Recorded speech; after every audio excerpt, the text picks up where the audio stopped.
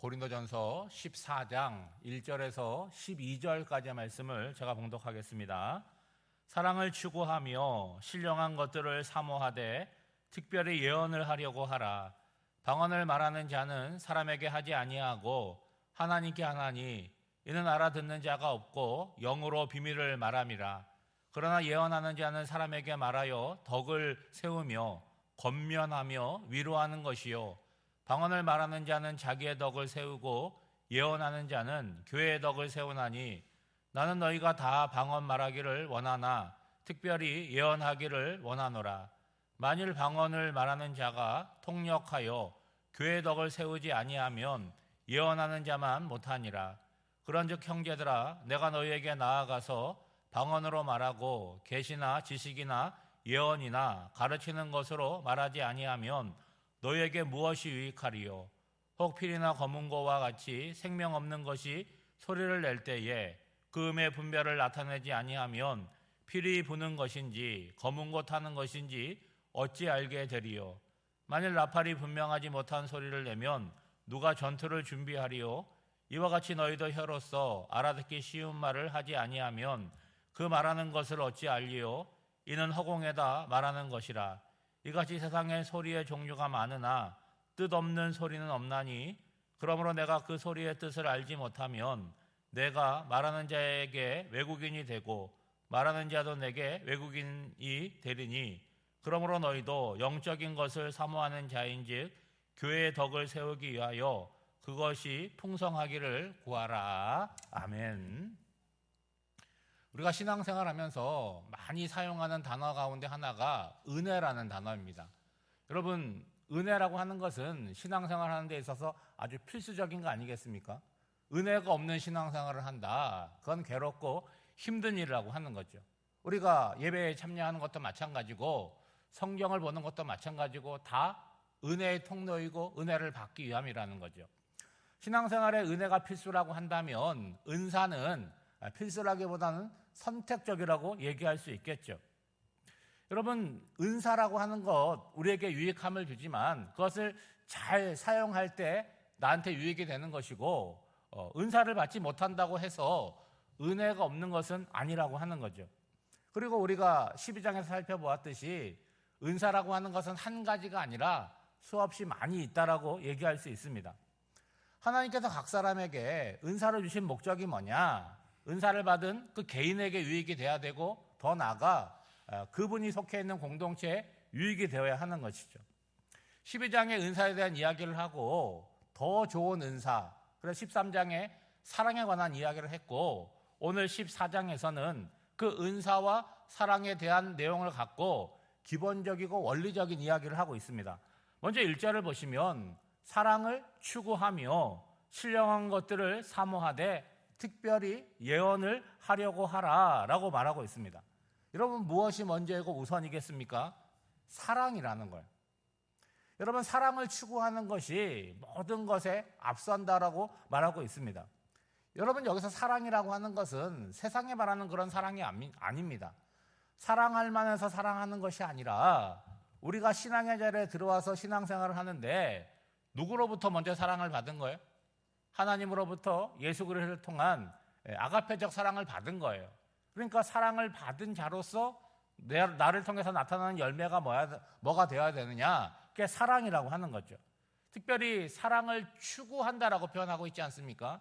이 추구한다라고 하는 건 약간의 그림, 언어로 표현할 수가 있는데 사냥개가 먹이를 향해서 쫓아가는 거를 표현하는 겁니다. 그러니까 이것저것 따지지 않고 마치 세상에 사랑밖에 없는 것처럼 그것만을 쫓아가는 것, 그것이 사랑을 추구하는 것의 의미라고 하는 거죠. 그러면 은혜가 있고 은사가 있는데 어떤 차이가 있다는 거예요? 은혜는 신앙생활에 있어서 아주 필수적이라는 것. 이거 없으면 신앙생활이 아닌 거죠. 그런데 은사는 뭐예요? 있으면 좋지만 없어도 신앙생활 하면서 은혜 받는데 아무런 문제가 없다는 거죠. 또 하나의 차이점은 뭐예요? 신앙생활에 중요한 건 뭐냐? 은혜를 받는데 거기서 나타나는 건 뭐냐? 그게 사랑이라고 하는 거죠. 그러니까 신앙이 외적으로 드러나는 것은 은사라기보다는 뭐예요? 은혜 받은 사랑이라고 얘기할 수가 있는 거죠. 단순하게 말해서 내가 예수를 믿고 은혜를 받아요. 그러면 내 마음이 어떻겠습니까? 풍성함이 생기는 은혜의 풍성함이. 그러면 다른 사람에게서 어떻게 되겠어요? 너그러워지고 그 너그러움이 사랑으로 나타나게 된다는 거죠. 꼭 그런 것은 아니지만 성령의 은사를 받았다고 하는 사람들 가운데 죄송하지만 사랑이 좀 부족한 분들이 계십니다. 예를 들면 어느 분이 기도를 많이 하세요. 어느 분이 전도를 많이 하세요. 귀한 것이지 않습니까? 그런데 막상 사람과의 관계 가운데 편치 못하거나 사랑을 좀 잘 드러내지 못하는 경우가 있다라고 하는 것이죠. 바울은 이렇게 사랑의 추구를 강조하는 것은 성도를 성도답게 하는 것이 은사가 아니라 뭐라는 거예요? 사랑에 있음을 지금 교훈하고 있는 것이죠. 사랑을 먼저 추구하는 거, 이게 첫 번째입니다. 두 번째는 뭡니까? 신령한 것을 사모하라는 것입니다. 왜냐하면 여러분 신앙생활 자체가 뭡니까? 신령한 것을 사모하는 것이고 영적인 세계를 추구하는 것이기 때문에 그렇습니다. 그리고 세 번째는 뭡니까? 특별히 성령의 은사 가운데 예언하기를 구하라고 말하고 있습니다. 그리고 이어서 나오는 얘기는 뭐냐? 방언과 예언을 어떻게 하여? 서로 비교하고 대조하면서 설명을 하는데 뭘 앞세우고 있습니까? 방언보다 예언을 앞세우고 있다는 거예요. 우리가 성령의 은사를 얘기하고 12장에 보면 성령의 은사가 많이 나오지 않습니까? 그런데 실제로 신앙생활을 해보면 성도들 가운데 가장 두드러지고 많이 나오는 성령의 은사가 뭐예요? 기도의 은사인 방언입니다. 여러분 방언에는 두 가지의 종류가 있는데 하나는 사도행전적인 방언이에요. 여러분 창세기 11장에 보면 바벨탑을 지은 사람들을 하나님께서 흩트리시기 위해서 언어를 혼잡하게 하십니다. 그리고 오랜 시간이 지나서 오순절 성령 강림 사건을 통해서 언어가 다시 통하는 역사가 이루어지는 거죠.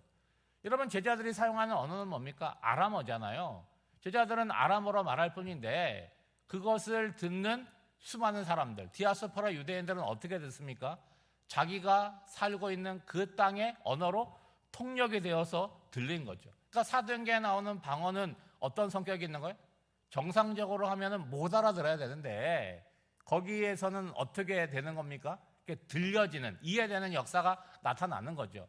또 하나는 고린도 교회에 나타나는 방언인데 이것은 사도행전 방언과는 좀 반대입니다. 그냥 말하면 어떻게 되는 거예요? 다 알아들어요. 같이 고린도에 살아가니까 알아듣는데 방언을 하면 어떻게 되는 거예요? 이게 못 알아듣게 된다는 거죠. 그러니까 우리가 지금 이해하고 있는 방언은 뭡니까? 사도행전적인 방언이 아니라 고린도 교회의 방언을 우리가 얘기하고 있는 거죠. 여러분 2절 말씀에 보면 방언을 말하는 자는 사람에게 하지 아니하고 하나님께 하나니 이는 알아듣는 자가 없고 영으로 비밀을 말함이라. 방언은 뭐라는 거예요? 기도라는 거예요. 기도. 여러분 기도는 누구한테 하는 것입니까? 하나님께 하는 거잖아요. 그래서 우리가 새벽에는 조용히 기도하지만 막 소리내서 기도하면 내 옆에 앉은 사람이 나보다 목소리가 크면 어때요? 그분의 기도에 말려. 그러니까 내 기도하다가 그분 기도 따라가. 그분 기도가 들리잖아요. 그렇죠? 그런데 방언으로 기도하게 되면 내 옆에 있는 사람이 내 기도를 들을 수가 없다는 거예요. 알아들을 수가 없다는 거예요. 그러니까 방언 기도의 특징은 뭐냐? 사람에게 하는 것이 아니라 온전히 하나님만 알아듣도록 한다는 거죠. 근데 문제는 뭐냐? 어떤 사람이 방언의 은사를 받아서 방언으로 막 기도를 하는데 본인이 통변하는 은사를 받지 못하면 자기가 하는 기도를 하나님은 알아들으시지만 옆에 사람은 못 알아들을 뿐만 아니라 더 큰 문제는 뭐예요? 자기도 무슨 기도를 하는지 모를 수 있다는 거죠. 반면에 예언은 뭐냐? 알아들을 수 있는 말로 한다는 거예요. 우리는 예언하면 굉장히 멀리 있는 걸로 생각하지 않습니까? 누구 예언하는 거예요?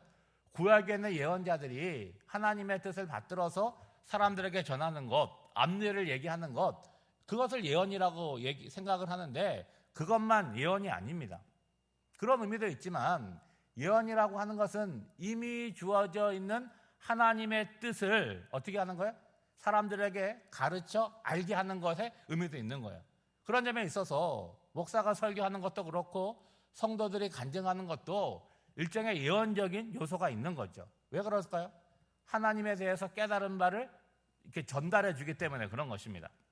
여러분 3절 말씀에 보면 그러나 예언하는 자는 사람에게 말하며 덕을 세우며 권면하며 위로하는 것이요. 방언이 하나님에게 말하는 것이라면 예언은 누구를 대상으로 하는 거예요? 사람 알아들으라고 말하는 거예요. 그러니까 방언과 예언의 유익이 각각 다르지만 중요한 포인트는 뭐냐? 알아듣느냐, 못 알아듣느냐, 여기에 초점이 있는 거죠. 따라서 방언은 누구한테 유익이 있는 것입니까? 자기 자신에게 유익이 있는 거죠. 반면에 예언은 뭐냐? 자기 자신에게도 유익이 될 뿐만이 아니라 다른 사람에게도 유익을 주고 특별히 공동체 덕을 세우게 된다는 거죠. 그러니까 바울은 고린도 교회 성도들에게 뭐 얘기하는 거예요? 난 너희들 방언하기를 원한다. 그렇지만 거기에 멈추지 말고 너희들 모두가 예언하는 사람이 되기를 원한다라고 얘기하는 거죠. 그 이유가 뭐겠습니까? 소통의 문제라는 거예요. 그러니까 고린도 교회가 이렇게 예배를 드리려고 하면 누군가에게 방언이 임하면 방언을 하는 거예요. 그러면 누군가 통변을 해줘야 되는데 또 어떤 사람도 막 방언하고 그러니까 이게 막 혼란하고 혼잡해지고 무질서하게 되기 때문에 방언이 좋은 것이지만 개인에게 유익이 되지만 공동체에게는 그렇게 덕스러지 못하고 무질서하게 만들었기 때문에 이 얘기를 하고 있는 거죠. 그리고 바울은 이제 예를 들어서 설명을 하는데 세 가지 예를 듭니다. 첫 번째는 뭐예요? 자기 자신을 예로 들어서 얘기하는 거죠. 바울이 고린도 교회에 와서 하나님의 말씀을 가르칠 때 방언으로 가르친다고 해보세요. 그럼 말하는 자는 열심히 떠들지만 듣는 사람들은 못 알아들을 거 아니겠습니까? 마찬가지잖아요. 제가 지금 새벽 기도에서 지금 말씀을 전하는데 제가 다른 언어로 얘기한다 그러면 여러분 되게 이상한 시간 아니겠어요? 누가 통역해 주는 사람이 있어야지 그게 없으면 의미가 없다는 거예요. 이게 첫 번째 예고. 두 번째는 뭐냐? 피리와 검은고 같은 악기가 있다는 거예요. 여러분 피리는 관악기이고 검은고는 현악기잖아요. 그거를 잘 훈련된 사람이 불면 우리가 들을 때 어때요? 감상이 되고 감동이 되고 좋다 그럴 거 아니겠습니까? 근데 처음 만지는 사람이 와가지고 피리 불고 검은고 뜯으면 어떻게 돼요? 시끄럽다 얘기할 거 아니겠습니까? 지금 그 예를 드는 거죠. 세 번째는 전쟁에서 명령을 전하는 나팔 소리라는 거예요. 나팔이 분명하게 소리를 전달하지 않으면 공격해야 되는데 후퇴하라 그러고 후퇴해야 되는데 공격 소리가 들리게 되고 제대로 전달이 안 된다는 거죠. 그래서 여러분 9절 말씀에 보면 이와 같이 너희도 혀로서 알아듣기 쉬운 말을 하지 아니하면 그 말하는 것을 어찌 알리요? 이는 허공에다 말하는 것이라. 여러분 고린도 교회는 항구 도시잖아요. 고린도 지역은 그러니까 온갖 사람들이 다 드나드는 거예요. 그러면은 서로 사는 것이 다르면 언어가 통하지 않잖아요. 그럼 누군가에게 통역해주고 돈을 받는 사람이 있지 않았겠습니까? 그 얘기하는 거죠. 그 사람이 없다라고 한다면 서로 간에 외국인이 되어서 무슨 말을 하든지 알아듣지 못하고 소통이 안 될 것이다. 그러니까 통역이 되지 않는 방언보다 서로가 알아듣는 예언이 더 우선적이고 앞서야 된다라는 이야기를 하는 거예요. 여러분 12절입니다. 그러므로 너희도 영적인 것을 사모하는 자인즉 교회의 덕을 세우기 위하여 그것을 풍성하기를 구하라 라고 말하고 있습니다. 여러분 앞서 말씀드린 대로 고린도 교회는 그 영적인 은사가 풍성한 교회였어요.